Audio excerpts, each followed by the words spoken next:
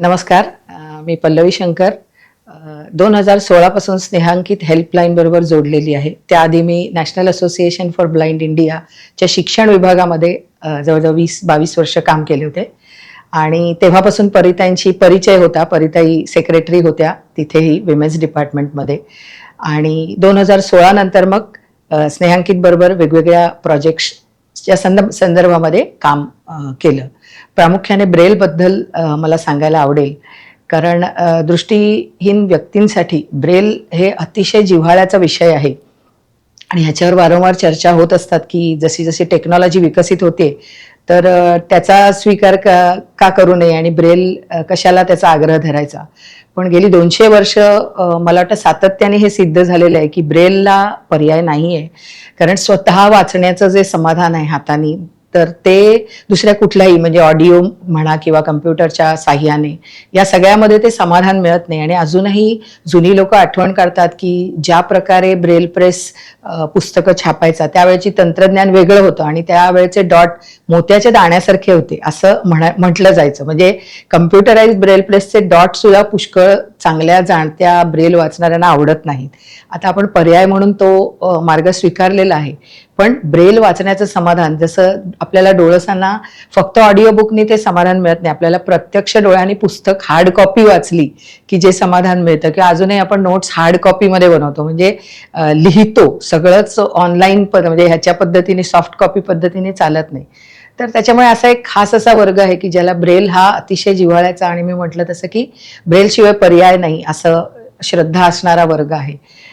तर त्या विषयासंदर्भामध्ये स्नेहांकितनी केलेलं काम मला मांडायचं आहे. तर त्याच्यामध्ये 2016 मध्ये ब्रेल प्रेस स्नेहांकितनी सुरू केला आणि पहिल्यापासून असं परिताईंनी धोरण ठेवलं होतं की आपण कुठल्याही प्रकारे डुप्लिकेशन करायचं नाही. कारण ब्रेल प्रिंटिंग करणाऱ्या अनेक संस्था आहेत, छोट्या संस्था आहेत, मोठ्या संस्था आहेत, नॅपसारख्या, किंवा दिल्लीमध्ये आणखीन पण अशा संस्था आहेत राष्ट्रीय पातळीवर की ज्या ब्रेल प्रिंटिंग करतात.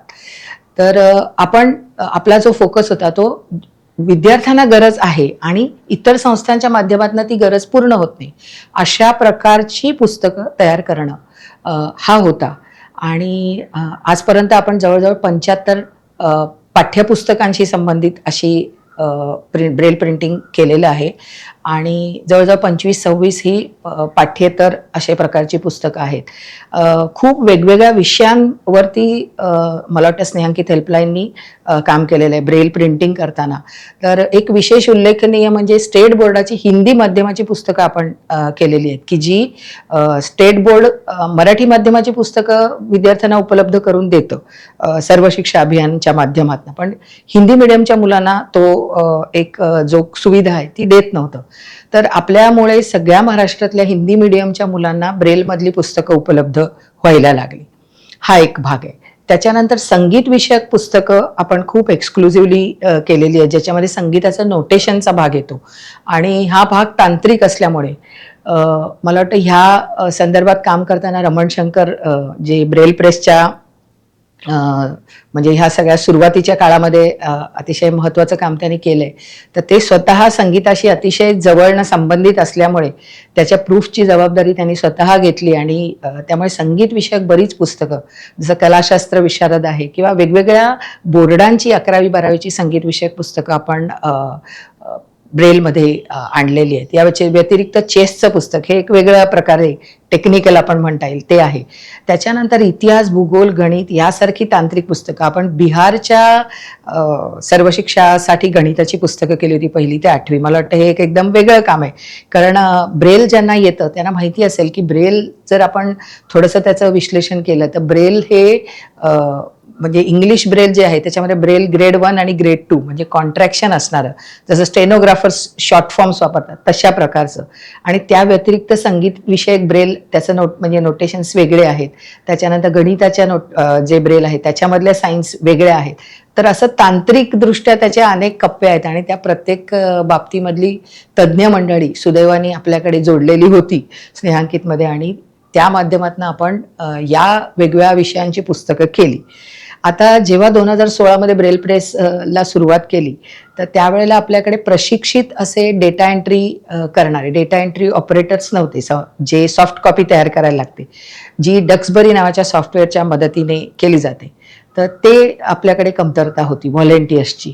आणि म्हणून मग परिताईने ठरवलं की आपण आपल्या व्हॉलेंटियर्सनाच का प्रशिक्षित करू नये. याच्यामध्ये पुन्हा खर्चाचा मुद्दा येतो की ब्रेल प्रिंटिंग ही अतिशय खर्चाची बाब आहे आणि मोठे ब्रेल प्रिंटिंग प्रेस किंवा ग्रांट असणारे जे प्रेस आहेत ते सहज पद्धतीने हे पार पाडू शकतात.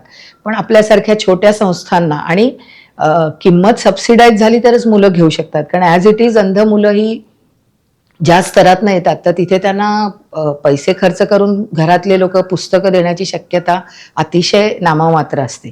तर त्याच्यामुळे जर आपण कॉस्टिंग वाईज बघितलं तर एक मास्टर कॉपी जर बनवायची तर 40 रुपये पर पेज इतका खर्च आहे. म्हणजे जितक्या पानाचं पुस्तक असेल, 50 पानाचं पुस्तक असेल तर 40 गुणिले 50 हा पहिला मास्टर कॉपीचा खर्च झाला.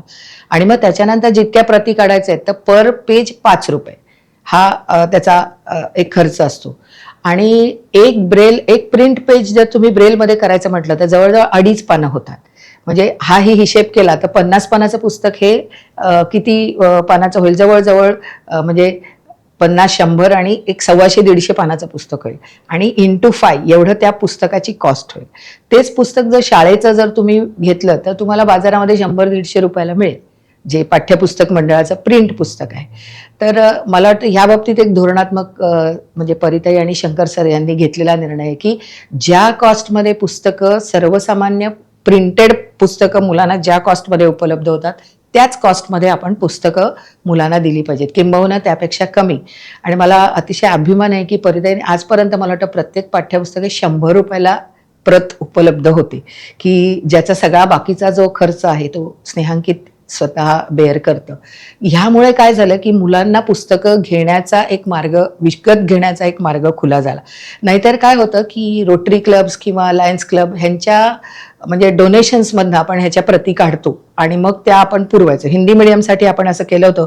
नवी मुंबईच्या रोटरी क्लबनी स्पॉन्सरशिप दिली, कारण तिथली मुलं हिंदी मिडियमची बरीच होती आणि त्या माध्यमातून दिलं. पण ह्याच्यामध्ये काय होतं, प्रोसिजर येतं. मग प्रोसिजरमध्ये काय की रोटरी क्लबचं जे सगळं हे त्यांच्या आणि त्यांचा समारंभ होईल, म्हणजे अर्ध सेमिस्टर निघून गेल्यावर ब्रेल पुस्तकं मुलांना उपलब्ध होतात. तर ह्या सगळ्या दृष्टीने बघितलं तर मला वाटतं की ब्रेलचं जे काम आहे ते अतिशय स्नेहांकितनी केलेलं मूलभूत स्वरूपाचं आणि महत्त्वाचं आहे.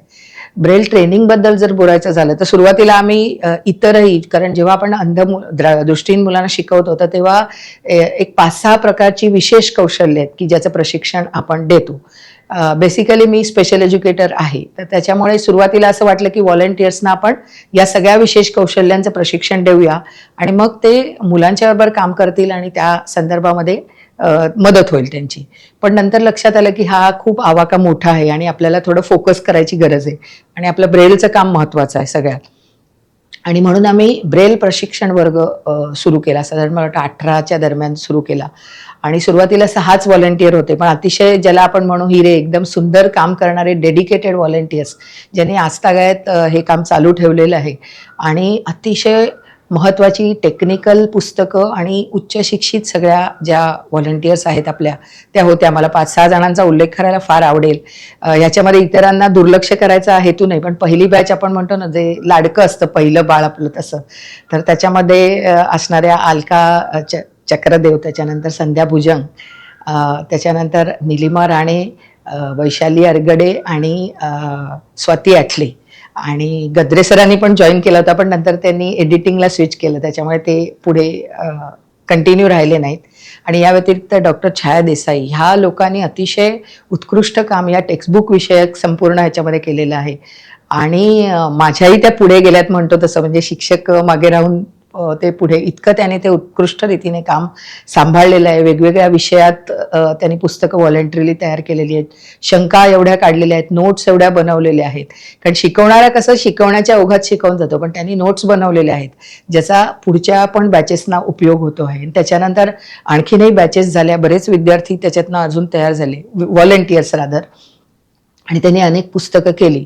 पण ह्या सगळ्या जणींनी जे कॉन्ट्रीब्युशन केले, स्नेहांकितचा जो ब्रेलचा आपण म्हणू पुस्तकांचा डेटा एंट्रीचा पाया आहे, तो ह्या सगळ्यांनी घातलाय. आणि मला वाटतं संस्था त्यांची याबद्दल खरोखर ऋणी आहे. त्यांची अपेक्षा नाही, परिताई त्यांच्या अगदी म्हणतो तसं जिव्हाळ्याच्या जीवाभावाच्या आहेत आणि म्हणून त्या ह्यानी ते केलं. आणि तो सगळं जो ट्रेनिंग कार्यक्रम होता तो अतिशय मजेमध्येच चालायचा. खाणं पिणं असायचं, गप्पा असायच्या, असं छान पद्धतीने ते सगळं स्नेहांकितच्या ऑफिसमध्ये चालायचं. तो एक एकदम मेमोरेबल असा अनुभव होता, प्रशिक्षण देणं हा. आणि त्याच्यातून त्यांनी खूप काही, मला वाटतं कायदेविषयक पुस्तकं सुद्धा अतिशय उत्कृष्ट वैशाली आरगडे आणि स्वाती आठले त्यांनी केलेली आहेत. त्याच्यानंतर आंबेडकरांच्या वरचं एक पुस्तक, फार मोठा ग्रंथ म्हणू आपण, तो त्यांनी पूर्ण डेटा एंट्री आणि एडिटिंग केलेलं आहे. तर ह्या ब्रेलचं जे काम आहे ब्रेल विषयक, त्याच्यासाठी मला वाटतं सगळे दृष्टीहीन विद्यार्थी परिताईंचे अतिशय ऋणी राहतील. आणि ही परंपरा आणि हे पुस्तकांचं प्रिंटिंग असं चालू राहावं. आणि रोटरी किंवा लायन्स क्लबचं कॉन्ट्रीब्युशन हे आहे महत्त्वाचं. टेक्स्टबुक सोडली तर इतर सगळ्या पुस्तकांसाठी त्यांनी दिलेला हातभार जो आहे तो अतिशय महत्त्वाचा आहे. ह्याच्यामध्ये मला साधनाताई वझेंचा फार उल्लेख करायला आवडेल की त्यांच्या ओळखीतले क्लब आणि त्यांचा स्वतःचं वैयक्तिक या पद्धतीने त्यांनी अनेक पुस्तकं, ही जिनियस सारखं पुस्तक जे आहे त्याच्या अनेक भाग जे आहेत ते त्यांनी त्या माध्यमातून स्पॉन्सरशिपच्या प्रिंटिंगसाठी दिले. आणि आपल्या महाराष्ट्रामध्ये आपण अनेक संस्थांना त्याच्या प्रती वितरित केल्या. कारण लायब्ररीमध्ये पुस्तक असेल तर तो मुलगा वाचेल, कारण प्रत्येक पुस्तक मुलगा विकत घेणार नाही. तर त्या माध्यमातून सुद्धा मुलांना पुष्कळ चांगली पुस्तकं उपलब्ध आपण करून दिली. मला वाटतं याच्या पुढची जी वाटचाल आहे, आजपर्यंत 25 वर्षाची वाटचाल अतिशय उत्कृष्ट पद्धतीने स्नेहांकितने केलेली आहे. आणि असेच अनेक व्हॉलंटियर्स याच्या पुढेही स्नेहांकित बरोबर ब्रेल किंवा इतर विविध प्रकारचं काम आहे ते चालू ठेवतील आणि उत्तरोत्तर स्नेहांकितची प्रगती होईल, यासाठी माझ्या शुभेच्छा. आणि जसं मी रोटरी किंवा लायन्स क्लबबद्दल बोलले, मला वाटतं तसं आपल्या प्रत्येकाचीच सामाजिक बांधिलकी आहे की ज्या पद्धतीने आपल्याला अशा प्रकारे सपोर्ट करता येईल एखाद्या संस्थेला, NGOला. आपण आता स्नेहांकितच्या संदर्भात बोलतोय. स्टोरीटेल सारखं ऑडिओ बुकचं एक व्यासपीठ आहे की ज्याच्यावर अतिशय उत्तमोत्तम पुस्तकं ऑडिओ माध्यमातून आहेत. आणि मी म्हटलं तसं की मुलांना सगळ्या स्टोरीटेल सारखं जर तुम्ही अंधशाळांचा विचार केला, तिथे हे माध्यम उपलब्ध सहज होणार नाही, पण ब्रेल पुस्तकं मुलांना उपलब्ध होऊ शकतात. तर उत्तमोत्तम स्टोरीटेलवरची जी पुस्तकं आहे, साहित्य, अशा प्रकारची काही पुस्तकं आपण ब्रेलमध्ये करायचा प्रोजेक्ट घेतला. अशा पद्धतीने जर आपल्याला काही सपोर्ट करता आलं, आर्थिक सहाय्य करता आलं की ज्याच्यातून मास्टर कॉपी आपण तयार करू शकतो आणि मग त्याच्या कॉपीज करून आपण वेगवेगळ्या शाळांना पुरवू शकतो, तर ते खूप मोलाचं काम होईल. तर मला वाटतं हे समाजाने यामध्ये थोडंसं एक आपलं योगदान दिलं पाहिजे किंवा याकडे लक्ष दिलं पाहिजे की ज्यांना, कारण शेवटी ज्ञान आहे त्याच्यातूनच विकास होणार आहे, त्याला पर्याय नाही. फक्त कुठल्याही प्रकारे फ्रीशिप, स्कॉलरशिप्स हे न देता ज्ञान दिलं तर पुढच्या काही सपोर्टची गरजच विद्यार्थ्याला उरत नाही. तर या पद्धतीने ज्ञानदानासाठी जर काही आपल्याला सपोर्ट करता आला तर मला वाटतं आपण अवश्य त्याचा समाजाने विचार केला पाहिजे आणि त्या दृष्टीने पावलं टाकली पाहिजेत.